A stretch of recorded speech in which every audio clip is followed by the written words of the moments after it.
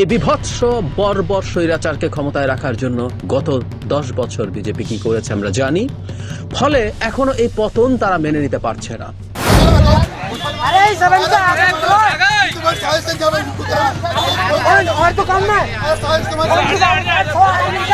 You are maligning the character of the nation by saying that Muslims are not safe in India.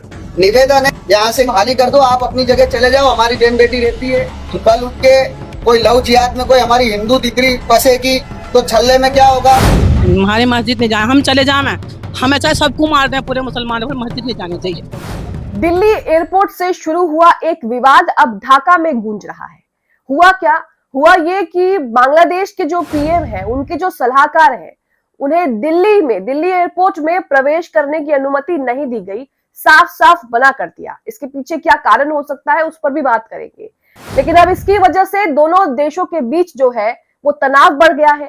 पूरे मामले को लेकर बांग्लादेश ने उप उच्चायुक्त को तलब भी किया है और इस पर जवाब भी मांगा है। अब इसी बीच कुछ वीडियो सामने आ रहे हैं। कहा जा रहा है कि पीएम के जो सलाहकार हैं वो लगातार ही बीजेपी और उनकी पार्टी, उनके नेताओं की पोल खोलते रहे हैं। पोल खोलने का मतलब यहाँ पर ये है कि भारतीय जनता पार्टी लगातार ही बांग्लादेश में हो रहे हिंदुओं पर अत्याचार इसे लेकर रोना रोती है। यहाँ तक कि यहाँ के चुनावों में इस तरह की बातें कही जाती हैं। ये मुद्दा बनाया गया कि बांग्लादेश में हिंदुओं पर अत्याचार हो रहे हैं, लेकिन उनके अपने देश में क्या हो रहा है, अपने राज्य में क्या हो रहा है, इस बात से वो बेखबर होने का नाटक करते हैं। यहाँ पर पीएम के सलाहकार भी लगातार उन पर इसी तरह के आरोप लगाते रहे, आलोचना करते रहे। शायद यही वजह है कि उन्हें दिल्ली में प्रवेश की अनुमति जो है वो नहीं दी गई, जिसे लेकर अब दोनों देशों के बीच जो है वो तनाव बढ़ गया है। वहीं आपको दिखाएंगे कि मुसलमानों के खिलाफ लगातार हेट जो है वो बढ़ती जा रही है। कुछ लोग जिन्होंने समाज में सुधार का ठेका ले रखा है वो इकट्ठे होते हैं हिंदुओं के नाम पर, मुसलमानों को परेशान करते हैं। मुस्लिम किराएदार, मुस्लिम फेरी वाला, मुस्लिम दुकानदार, इन सभी को जो है वो टारगेट करते हैं, जिसके बाद खुलेआम उन्हें धमकियां दी जाती हैं और इस पर कोई कार्रवाई जो है वो नहीं होती है। तो बांग्लादेश में हिंदुओं पर रोने वाले अपने देश में अपने लोगों के साथ क्या व्यवहार कर रहे हैं, ये जो है देखने की जरूरत है। नमस्कार, आप देख रहे द लाइव टीवी और मैं हूं आपके साथ Munmun Rahman. The live TV, सच सबसे आगे। तो बांग्लादेश और ढाका में क्या हुआ है उस पर बात करते हैं। सबसे पहले तो यहाँ पर मधुरेंद्र कुमार ने एक वीडियो शेयर किया है। दिल्ली एयरपोर्ट पर बांग्लादेशी पीएम के सलाहकार को प्रवेश नहीं देने पर ढाका में भारतीय उप उच्चायुक्त को तलब किया गया है, जवाब मांगा गया है। बांग्लादेश के पीएम पतारिक रहमान के सूचना सलाहकार जाहिद उर रहमान को दिल्ली में प्रवेश की अनुमति नहीं दी गई और उन्हें जो है वो वापस बांग्लादेश लौटना पड़ा। ये पूरा मामला है जिससे दोनों देशों के बीच फिलहाल जो है वो तनाव पैदा होते दिख रहा है। अब इसी बीच जाहिद उर रहमान इससे पहले अपने टीवी कार्यक्रम और सार्वजनिक टिप्पणियों में भारत और भाजपा के खिलाफ तीखी आलोचना एवं विवादास्पद बयान देते रहे हैं, विवाद के कारण रहे हैं। अब वो क्या बयान दे रहे हैं ये आपको सुनाएंगे। वो यहाँ पर कह रहे हैं, वो बंगाली भाषा में कह रहे हैं, लेकिन मैं आपको यहाँ पर बता दूं, वो ये कह रहे हैं कि भारतीय जनता पार्टी बांग्लादेश में हो रहे हिंदुओं पर अत्याचार इस तरह की बातें करती है, इस पर रोना धोना मचाती है, लेकिन उनके अपने देश में तो और भी बुरा हाल है। मुसलमानों पर लगातार अत्याचार हो रहे हैं, उन पर हमले हो रहे हैं। उनके खुद के नेता हेट स्पीच देते हैं मुसलमानों के खिलाफ। ना सिर्फ मुसलमान बल्कि दलित, क्रिश्चियन, तमाम समुदाय के जो लोग हैं उनके खिलाफ हेट स्पीच दी जाती है, लेकिन उस पर वो कुछ नहीं कहेंगे। यहाँ पर सुनिए वो क्या कह रहे हैं।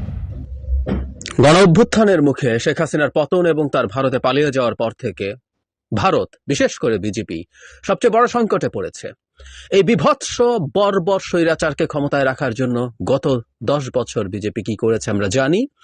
ফলে এখনো এই পতন তারা মেনে নিতে পারছে না এবং বিজেপির মতো একটা उग्र सांप्रदायिक फैशिस्ट। यहाँ पर वो ये भी कह रहे हैं कि 10 साल से बीजेपी क्या कर रही है ये हम सब जानते हैं। नीचे जो है वो सबटाइटल्स भी चल रहे हैं, वो बंगाली भाषा में बोल रहे हैं, लेकिन समझ जो है वो सुनकर आ जाएगा कि वो आखिरकार क्या कहना चाह रहे हैं। तो हो सकता है कि इसी वजह से उन्हें जो है वो दिल्ली में प्रवेश ना दिया गया हो और एयरपोर्ट से ही उन्हें बांग्लादेश जो है वो वापस लौटना पड़ गया हो। इसी बीच राजस्थान में क्या हो रहा है ये दिखाते हैं आपको। राजस्थान भरतपुर में जूस में मांस के टुकड़े मिले होने के आरोप लगाकर मुस्लिम दुकानदार को बुरी तरह पीटा गया है। जमकर नारेबाजी की गई है। वहां पर सैकड़ों लोगों के साथ हिंदूवादी नेता इकट्ठा हो गए हैं। वीडियो में मुस्लिम दुकानदार ये चिल्लाते हुए कह रहा है कि ये सब तुम्हारी साजिश है, ये सब तुमने ही किया है। सुनिए इस वीडियो को, देखिए इस वीडियो को।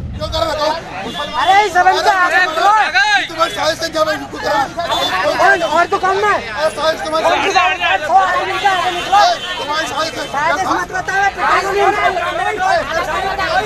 यहाँ पर वो बोल रहे हैं कि ये सब तुम्हारी साजिश है, ये सब तुमने ही किया है।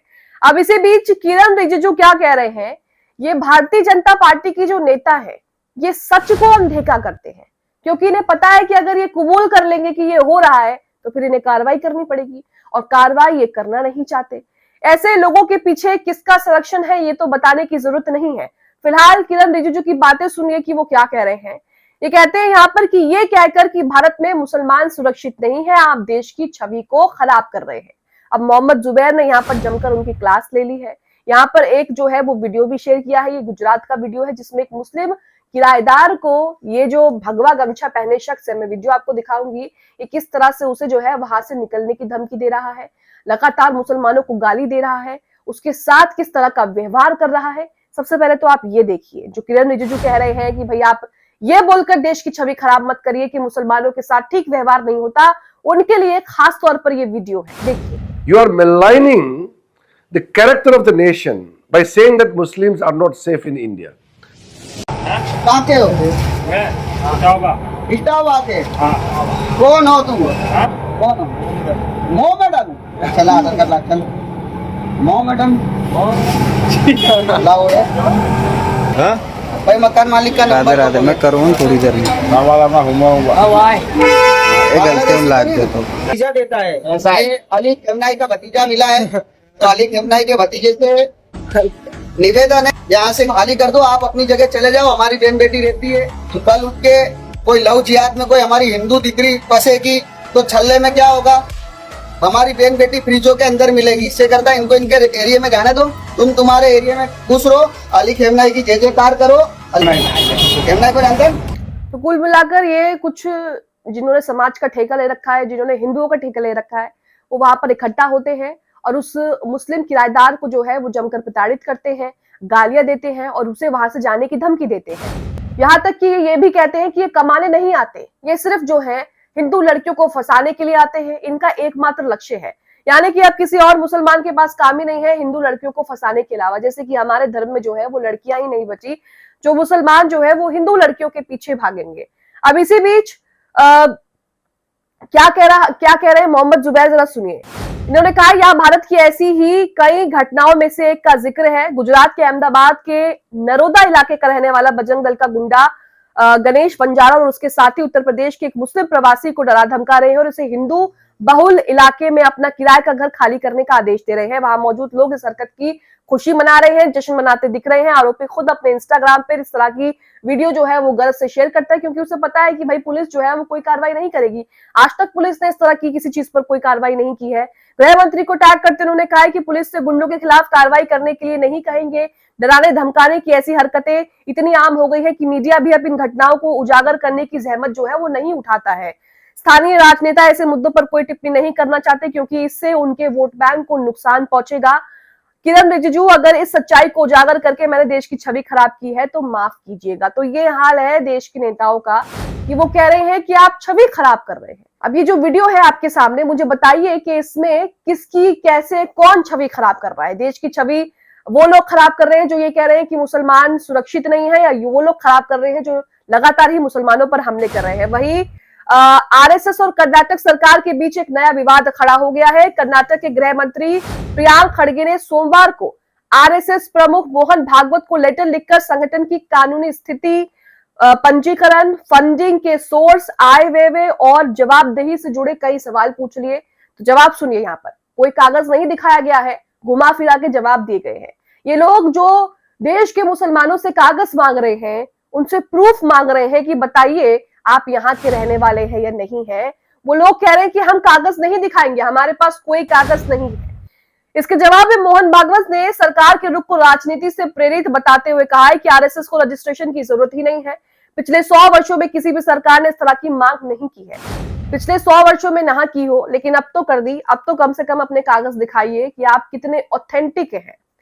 अब यहाँ पर भाजपा का एक लीगल एडवाइजर जो है और उसका जो मुंशी है, वो गाड़ी में चिट्टा आइस ड्रग सप्लाई करते हुए पाया गया है, पकड़ा गया है, अरेस्ट करा है। देखिए कितनी गलत और गंदी बात है ये। बीजेपी की ही सरकार है और बीजेपी के ही लोग जो है वो इस तरह की हरकत करते हुए पाए जाते हैं। ऐसा नहीं करना था। बीजेपी है तो मुमकिन है। भाजपा का लीगल एडवाइजर मेथोफेमेटाइन और हेरोइन के साथ गिरफ्तार हुआ है। ये ड्रग की सप्लाई कर रहा था। पंजाब में इस खबर से बवाल मचा हुआ है। तो यहाँ पर आप देख रहे हैं कि क्या हाल हो गया है। वहीं यूपी के मेरठ में खरखौदा की 200 साल पुरानी जामा मस्जिद को पुलिस ने 7 दिन में हटाने का नोटिस दे दिया है। अब वहां के जो स्थानीय लोग हैं वो रो रो कर कह रहे हैं कि हम आपसे विनती कर रहे हैं, आप चाहे हमें खत्म कर दीजिए, हमें मार दीजिए, हमें हटा दीजिए, लेकिन यहाँ से मस्जिद जो है वो नहीं हटाइए। यहाँ पर दूर दूर से लोग जो है वो नमाज पढ़ने आते हैं। ये मस्जिद जो है वो बिल्कुल सही जगह पर बनाई गई है। बाकायदा मुसलमानों ने केस जीता है और यहाँ पर लोग जो है वो नमाज अदा करने आते हैं। ये बहुत पुरानी मस्जिद है। सुनिए लोग क्या कह रहे हैं। यहाँ सिर्फ एक मस्जिद थी, तो ये जगह जो है सब मस्जिद की है। थाने वालों ने ले ली थी। फिर इस साइड को हमने इसका वो हो गया था। फिर ये साइड में जो बड़ी है ये सब थाने की, इसकी जगह ही मस्जिद की है। मस्जिद की जगह ही साइड में ये थाने वालों ने ले ली थी। फिर मुकदमा चला इस पर जमीन पे, फिर जीत लिया हाँ मुसलमानों ने जी। बहुत अच्छे हैं।